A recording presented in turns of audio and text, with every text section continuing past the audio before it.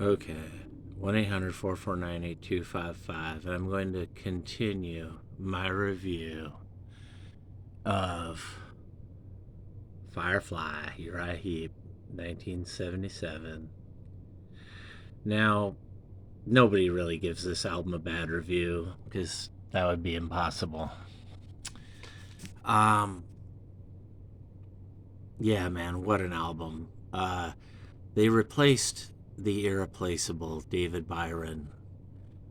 Don't ask me how they did that or why they did that. That was a bad move in the history of rock because Uriah Heep probably would have been like a Led Zeppelin or, Deep Purple or maybe The Who or, not the Stones, but they would have been bigger had they kept David Byron through the 1980s.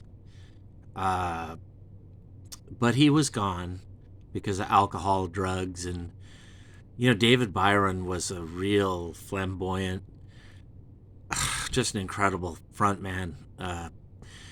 The definitive rock and roll frontman was David Byron. That's all I can say, man. You look up rock frontman in any dictionary, Wikipedia, encyclopedia, and David Byron would appear. He is the guy, man. Incredible voice. He contributes to writing lots of songs too. I mean, this guy had vision, talent. Now, he did become a heavy drinker in the 1970s. And so it was probably Mick Box and Ken Hensley that decided that he has to go. And also, the bassist Gary Thane in there died, and they got John Wetton, who, of course, was later in Asia and was in King Crimson.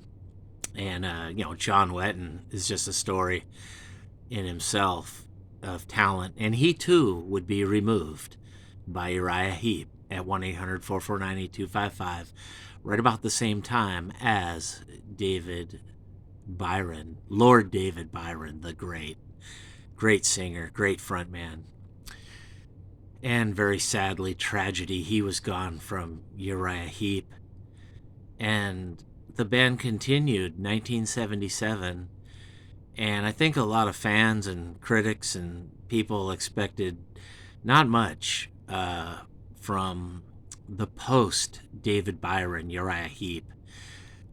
And all of a sudden, in 1977, early 1977, this album emerges. And, wow, what a stunner, what a shocker of an album. It's really good. Is it great? Is it like a 10?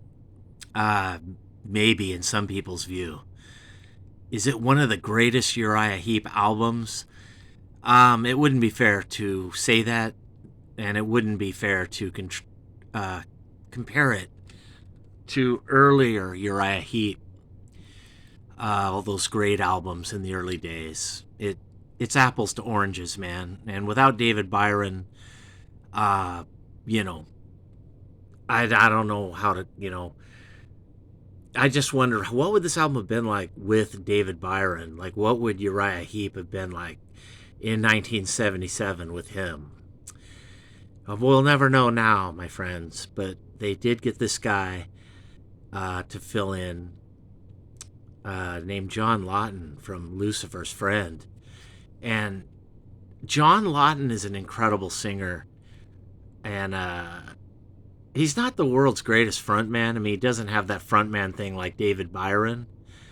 And so, consequently, he didn't last long in Uriah Heep. He's only there for 3 albums. And the 3 albums, it's weird because they're very diverse and different from each other. This first one, Firefly, is totally different from the one with the snake on the cover, which is also from later 1977, Innocent Victim.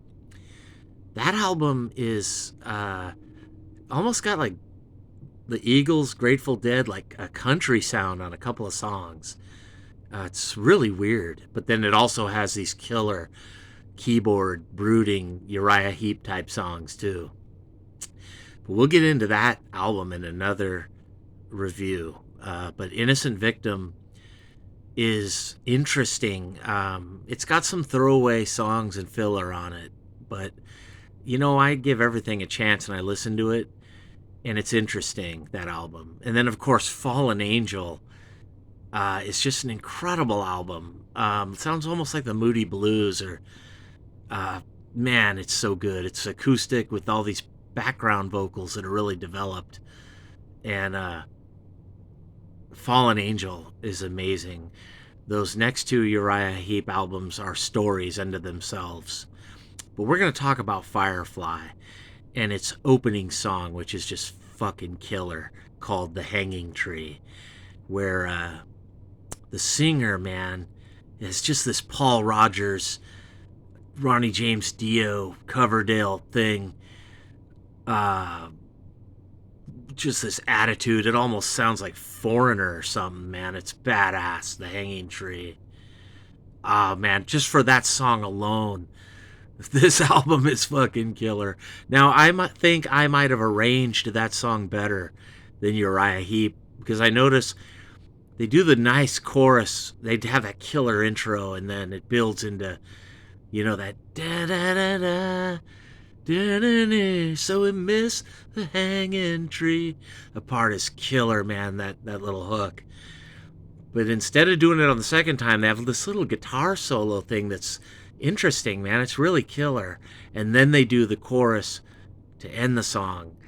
But I don't know, the jury's kind of out. I could be right or wrong. But,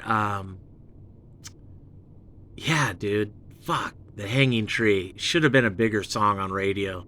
I liked the song as a kid, and I may have heard it on the radio, like on KLOS a time or two in my day, or maybe on Noontime Nuggets, or something with Joe Benson. But that song should have got more airplay for the Heap, man. The Hanging Tree. Fuck, dude, what a song. I love that song, man. And shit, dude, this whole album. Been Away Too Long is really killer. If there's a weak track, it might be Who Needs Me, by the drummer Lee Kerslake. It kind of reminds me of a song that kind of like something off Innocent Victim, Who Needs Me. It's a little fast up tempo track that's interesting, but it's not the world's greatest song. But Wise Man's fucking killer, and Do You Know is pretty killer, and Rolling On is badass, man. That's fucking awesome. And of course Sympathy. And then the final track on this album, Firefly, title track, sounds like a 1960s 70s psychedelic fucking trip, man. Like The Who, Deep Purple, Grateful Dead, Steve Miller Band, Beatles, Moody Blues all rolled into one or something, man. It's killer. I love that song, Firefly. And yeah, just the first and the last song and everything in between is badass on this album, man. And the singer, he really is good, Lawton. But he just wasn't like right for Uriah Heep or something. He I don't know, man. That Ronnie James Dio Coverdale voice is killer. But then he's got this free Paul Rogers, like, Bad Company thing. And it's kind of rad. It goes with the Heap. But David Byron, man, is missing on this album. There's no doubt about it. Could this album have been better with David Byron? Yes, man. The answer is definitely. But John Lawton's a pretty killer fucking singer, man. And, the song Rollin' On is it's a badass song too. And Sympathy is badass, that song. At 1-800-449-8255, the Clark the Shark Show. Um, Firefly, man. I don't know if I'd put it in the top Uriah Heep. Maybe. Is it as good as those early ones? 1970, 71, Salisbury, and Look at Yourself? No, of course not. But it's an evolution. And these three Lawton albums are interesting. 1-800-449-8255. Clark's Shark Show. That's a VR.